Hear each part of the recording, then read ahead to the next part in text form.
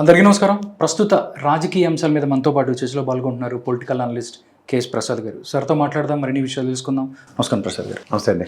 Sir, ఆంధ్రప్రదేశ్లో చూస్తే ఈరోజు డీజిల్ పెట్రోల్ ధరలకు పెంపుకు సంబంధించి వైఎస్ఆర్ కాంగ్రెస్ పార్టీ కొన్ని ధర్నాలు చేస్తుంది. నిజంగా చూస్తే భారతీయ జనతా పార్టీ కూడా మేము దీనికి సంబంధించి సెంట్రల్లో మేము తగ్గిస్తే స్టేట్లో పెంచుకుంటాని అని చెప్పి కూడా మాట్లాడుతున్న పరిస్థితి. ఎలా చూస్తారు సార్ ఈ డీజిల్ పెట్రోల్కి సంబంధించి? ఇద్దరిని నోరు మూసుకొని ఉండమని చెప్పండి. ఫస్ట్ థింగ్, మొమ్మటం లేదు. అసలు ఎవడో ప్రైవేట్ కంపెనీ వాడు ఆయిల్ రేట్లు పెంచి తగ్గించుకుని వాడు చస్తుంటే మధ్యలో what way these governments are concern? మీరు ఓన్లీ ట్యాక్సెస్ వేస్తున్నారు. ఇప్పుడు barrel crude oil rate international మార్కెట్లో ఎంత ఉందో జగమెరిగిన సత్యం. క్రిస్టల్ క్లియర్గా రెండు రాష్ట్రాల్లోనూ కంపేర్ చేస్తే దేశం మొత్తం మీద తెలంగాణ అండ్ ఆంధ్రప్రదేశ్ ఎక్కువ రేట్లు ఉన్నాయి. అవును, దేశం మొత్తం మీద. మూడో పాయింట్, ఇక్కడ మీ స్టేట్ ట్యాక్సెస్ సెంట్రల్ ట్యాక్సెస్ మాకు నెత్తికేసి పోతున్నారు. ఐఓసీ కానీ ఐబీపీ కానీ లేకపోతే హెచ్పిసిఎల్ కానీ ఈ మూడు ఆయిల్ కంపెనీలు క్రూడ్ ఆయిల్ రేటు తగ్గినప్పుడు, బ్యారల్ రేట్లు తగ్గినప్పుడు ఏ రోజైనా మీరు రేట్లు తగ్గించారు? మొన్న ఏదో తూతూ మాత్రంగా కంటి తుడుపు తిరిగి ఒకసారి 10 రూపాయలు తగ్గించి చూపించారు. అప్పటికి 100 రూపాయలు బెంచ్ మార్క్ దాటించి చెప్పకుందా మీకు? బీజేపీ వాడు వచ్చేసి ముష్టి రాజకీయం ఏంటంటే సామాన్య ప్రజలను ఎలా చంపుకు తినాలన్న దాంట్లో వాడికి మించినంత సక్సెస్ ఇంకెవరికి ఉంటుంది బీజేపీ వాడికి. At the cost of common man, ఇది బీజేపీ స్లోగన్. వాడిని చంపేయాలి. కామన్ పీపుల్ని ఎలా చంపాలన్న దానికి బీజేపీ దగ్గర ఉన్న కుతంత్రాలు ఇంకెవరి దగ్గర ఉండవు. ఇది మీరు గ్రహించండి ఫస్ట్ థింగ్. సరే, 1500 కోట్లు నష్టం వచ్చింది ఒక్కొక్క ఆయిల్ కంపెనీకి అన్నప్పుడు మీరెందుకు చచ్చిపోతున్నారు నాకు అర్థం కాదు. వాళ్ళ అసలు మీకు what way you people are connected? తెలిసి తెలియని దిక్కుమాల పేలాపనలు పేలుకుంటూ వాళ్ళని కాపాడడానికి రేట్లు మీరు ఎలక్షన్ అనే వంక పెడితే, మన ఇంటర్నేషనల్ మార్కెట్లో తగ్గించినప్పుడు ప్రజల కోసం తగ్గిస్తున్నాం, ట్యాక్స్లు వేస్తున్నాం. రెండు డిఫరెన్షియేషన్ పెట్రోల్ బంకుల్లో పెట్టండి. లీటర్ రేట్ అన్నప్పుడు స్టేట్ ట్యాక్స్ ఇది, సెంట్రల్ ట్యాక్స్ ఇది. ఓవరాల్గా మిమ్మల్ని చంపుతుంది. మేము ఇద్దరు తెలుగు తక్కువ గవర్నమెంట్ని ప్రజలకు చెప్పండి. ఈ నాటకాలు ఆడుతున్నారు మీరు. వాడు పెట్రోల్ బంకోడు వాడు లబ్బో దిబో అని ఏడుస్తుంటాడు తెలుసా సార్? వాడికి ఒక లీటర్ మీద 3 రూపాయలు 2 రూపాయలు ప్రాఫిట్ ఎప్పటి నుంచో 20 సంవత్సరాల నుంచి అదే ప్రాఫిట్ రేషియో వాడిది. వాడికి 1 రూపాయి పెంచట్లే. వాడు గోల వాడిది. ఇప్పుడు ప్రైవేట్ ట్రాన్స్పోర్టేషన్ కూడా వాడికి రేట్ పెంచాలి కదా. ఇప్పుడు డీజిల్ పెట్రోల్ రేట్లు పెరిగితే హెచ్పిసిలో ఫ్రీ కొడుతున్నారు వాళ్ళకి. ఐబీపీలో ఏమైనా ఫ్రీగా కొట్టి ట్యాంకర్లు ఎక్కించి పంపిస్తున్నారా? ఆ ఇండెంట్ పెట్టుకున్న ట్యాంకర్లే ఫిల్ చేసి పంపిస్తారు. వాడి ట్యాంక్లో ఏం కొట్టరు, బయట కొట్టుకోవాల్సిందే పాపం. ఎక్కడ సబ్సిడీ అన్నది కాన్సెప్ట్లో కామన్ మ్యాన్ లేక, ట్రాన్స్పోర్టేషన్స్ వాళ్ళకి లేక, పెట్రోల్ బంకులు లేక, ఓన్లీ ప్రాఫిట్. డివిడెండ్లు చూడు, మొన్నటిదాకా డివిడెండ్లు ఇచ్చారు కదా హెచ్పిసిఎల్ ఐబీపీ ఓడి వీళ్ళందరూ. డివిడెండ్లు ఇచ్చినప్పుడు ఎక్కడ పోయారు మీరంతా? వాళ్ళ స్టాఫ్ అందరికీ 2 కేజీలు 5 కేజీలు స్వీట్లు, పాయింట్లు, దీపావళి బోనస్లు, ఇవన్నీ మా అందరికీ తెలిసినవి. మా కజిన్స్ అందరూ పనిచేస్తున్నారు దాంట్లో. అప్పుడు వాళ్ళు ఎక్కడికి బాధపడినప్పుడు ఇంటర్నేషనల్ క్రూడ్ ఆయిల్ బ్యారల్ రేట్లు ఎన్నిసార్లు తగ్గాయండి? ఈ గల్ఫ్ వార్ ముందు ఎన్నిసార్లు తగ్గాయి? 10 సంవత్సరాల టెన్యూర్లో ఎప్పుడైనా తగ్గించారు వీళ్ళు. ఇప్పుడు చచ్చిపోతున్నారు. ఆడికి రాష్ట్రం వచ్చిందట. ఆడు ప్రైవేట్ వ్యవస్థ, అండర్టేకింగ్ బై ద గవర్నమెంట్. ఈ లోన్లీ ట్యాక్స్లు వేసుకుని నాటకాలు ఆడి వీళ్ళిద్దరూ నాటకాలు ఆడుతున్నారు ఇద్దరు. సో ఇవి నాట్ యాక్సెప్టబుల్, నాట్ టాలరబుల్. ఇవాళ కమ్యూనిస్ట్ పార్టీలు గతంలో మా చిన్నప్పుడు ఏదో ఉద్యమాలు చేసి సాయంత్రం ఒక పావలా 10 రూపాయలు రేటు తగ్గించేవారు సెంట్రల్ గవర్నమెంట్. రాజకీయం కోసం చేస్తున్నట్ట. రాజకీయం అన్నా వీళ్ళ దగ్గర ఏం లేదండి. ఇప్పుడు వీళ్ళ టెన్యూర్లో కూడా అదే రేట్లు కదా ఇంచుమించు. Highest rate in YSRCP government, highest rate in Telugu Desam government, highest rate in again Telugu Desam government. ఇందులో కామన్ పీపుల్కి ప్రొటెక్షన్ ఎక్కడి నుంచి ఉంది చెప్పండి? స్టేట్కి మీకు మళ్ళీ చెప్తున్నాను సార్.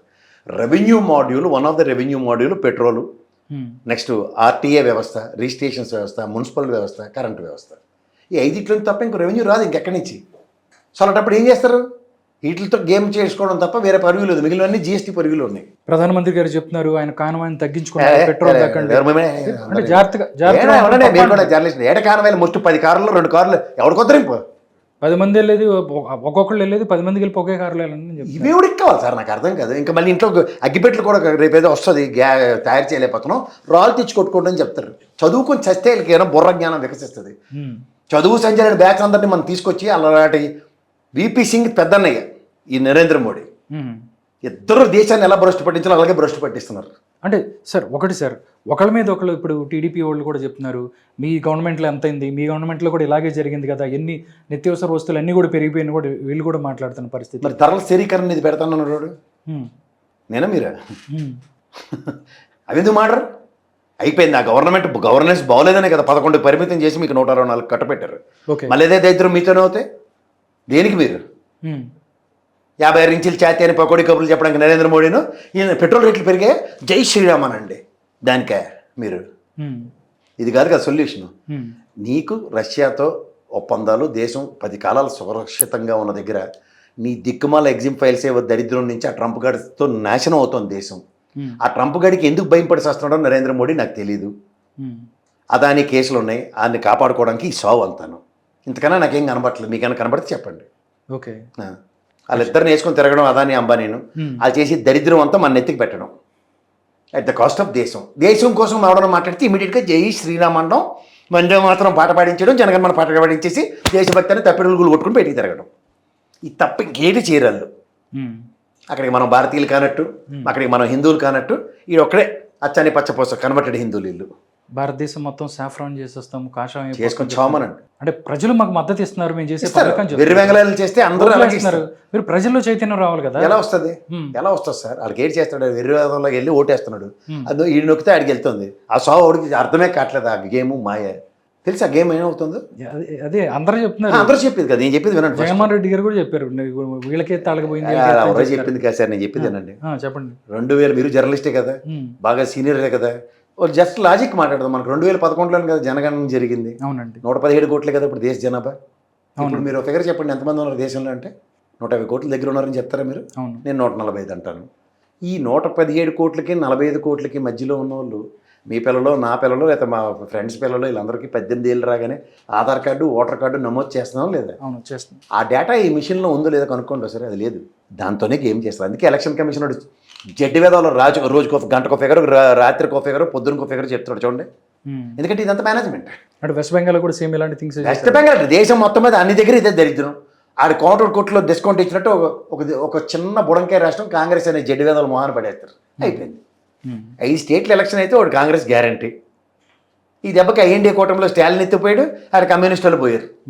మా వాడు ముఖ్యమంత్రి, ఎవడికో ప్రజల్లో చైతన్యం రావాలంటారా? మళ్ళీ ప్రజలు అంటారు ఏంటంటే, ప్రజలు వెర్రివాదలు, వెర్రి వెంగళాయలు, అమాయకులు అంటే మోసం చేస్తుంది ఈ ఎలక్షన్ కమిషన్, ఈ బీజేపీ ప్రభుత్వం. ఏం చేయాలంటారు? దీనికన్నా ముందు కాంగ్రెస్ వాడు ఇదే పని చేశాడు. వాళ్ళు ఏమని చేస్తే అదే చెప్తున్నాను, వాడు అదే పని చేసిపోయాడు, ఈడు అదే పని చేసి సర్వే అయిపోతున్నాడు. అందుకని దేశం అంతా కాషాయం, దేశం అంతా నా దివసం, ఇది కార్యక్రమం.